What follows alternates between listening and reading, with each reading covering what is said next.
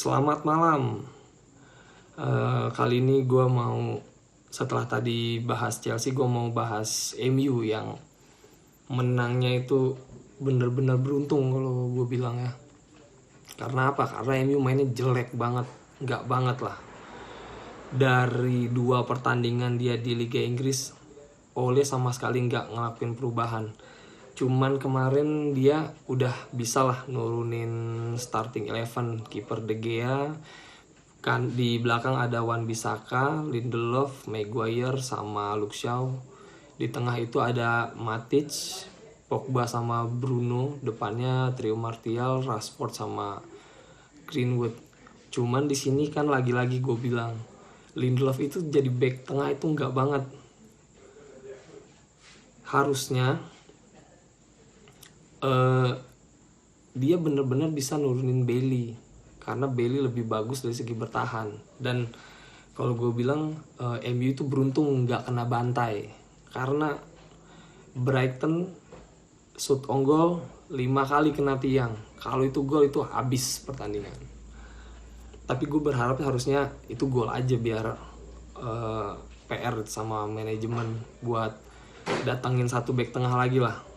Jadi kalau menurut gue, ketimbang MU ngejar Sancho, mending beli Dayot Upamecano atau back tengah. Masih banyak lah back tengah yang lebih berkualitas, jauh lebih berkualitas daripada Lindelof.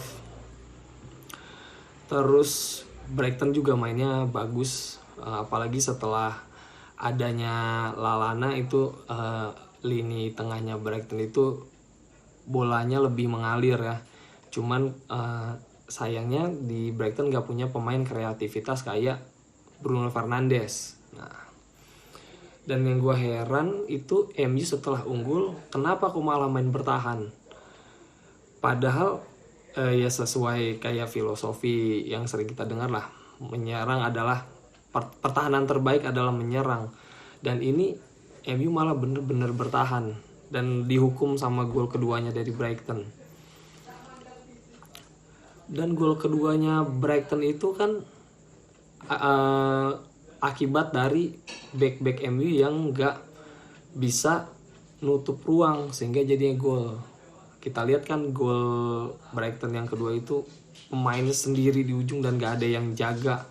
Itu gue gak ngerti tuh. Terus gol pertamanya Brighton juga itu layak penalti, karena Bruno harusnya gak ngelakuin itu ya. Terus juga Rashford gol Rashford itu keren banget, dan itu murni insting ya. Tapi jangan lupa itu juga assist dari Bruno, umpannya bagus banget. Tapi cuma ya itu aja, sisanya Bruno nggak kelihatan. End passing dia kayak di akhir musim lalu atau sejak kedatangannya dia lah, itu nggak kelihatan sama sekali. Terus Pogba mainnya nggak jelek, tapi nggak bagus juga, biasa-biasa aja. Dan malah di tengah itu bolanya lebih banyak dari Nemanja Matic.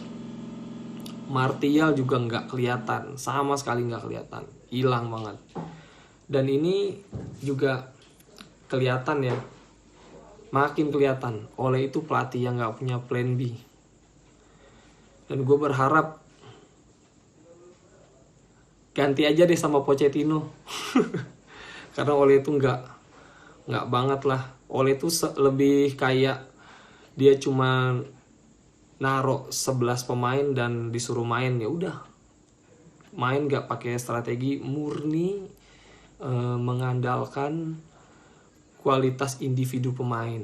Itu kan nggak banget sebagai pelatih di IPL Premier League. Lu itu kan harus punya strategi, karena lu punya lawan yang bukan 1-2 aja yang kuat, tapi bahkan tim-tim kecil pun bisa mengejutkan lu.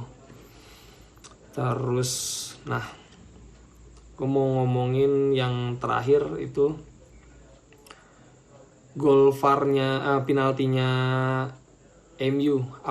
Kenapa bisa ketika peluit udah dibunyikan, kenapa kok masih bisa dilanjutkan? Jadi itu aku mau ngasih tahu kalian, Ini berdasarkan law of the game dan berdasarkan peraturan VAR. Karena gue senengnya karena VAR itu sekarang udah di bawah FIFA. Kalau musim lalu kan beda, peraturan di Inggris beda, di Italia dan Spanyol beda. Tapi kalau sekarang di bawah FIFA itu udah seragam peraturannya. Dan ini gue mau ngasih tahu, menurut regulasi VAR ini kenapa boleh digunakan. Tidak ada pembatasan waktu untuk proses peninjauan karena ketepatan lebih penting ketimbang kecepatan. Wasit dan ofisial pertandingan lainnya harus selalu membuat keputusan awal, termasuk tindakan disiplin, kecuali untuk insiden yang terlewat. Proses peninjauan harus dilakukan seefisien mungkin, tapi ketepatan keputusan akhir lebih penting ketimbang kecepatan. Untuk alasan ini dan karena beberapa situasi lebih kompleks dengan beberapa keputusan atau insiden yang mesti ditinjau, tidak ada batas waktu maksimal untuk proses peninjauan. Adapun protokol sendiri menegaskan, VAR ini kan seperti asisten wasit ya. Kalau asisten wasit mengindikasikan sebuah pelanggaran terjadi sebelum wasit meniup peluit akhir, wasit masih bisa mengambil tindakan selama dia belum meninggalkan lapangan permainan. Dan itu kemarin dilakukan oleh wasit ketika pertandingan MU. Walaupun pertandingan udah kelar karena udah ditiup pertandingan, tapi kan ini kan ada insiden dan pemain belum keluar dari lapangan. Nah, lanjutannya, jika situasi ini terjadi, VAR harus langsung menyampaikan kepada wasit yang kemudian bisa menginformasikannya kepada para pemain dan mencegah mereka meninggalkan lapangan. Insiden tersebut harus ditangani sesuai dengan prosedur normal VAR, yaitu mengecek, meninjau, dan lain-lain. Dan apakah penalti yang diberikan itu layak? Ya sangat layak, karena bola sundulannya Maguire itu jelas-jelas kena tangannya Neil Maupay. Dan itu sekarang juga peraturannya jelas bagaimana tentang handball di Liga Inggris ya. Kalau musim lalu kan nggak jelas mau tangannya aktif atau enggak. Selagi itu terkena tangan itu dihitung handball, tapi sekarang udah enggak. Ketika tangan aktif itu adalah tangan ketika tangan nggak rapat sama badan. Contoh kayak begini, ini namanya nggak aktif ya. Tapi kalau begini masih terhitung aktif.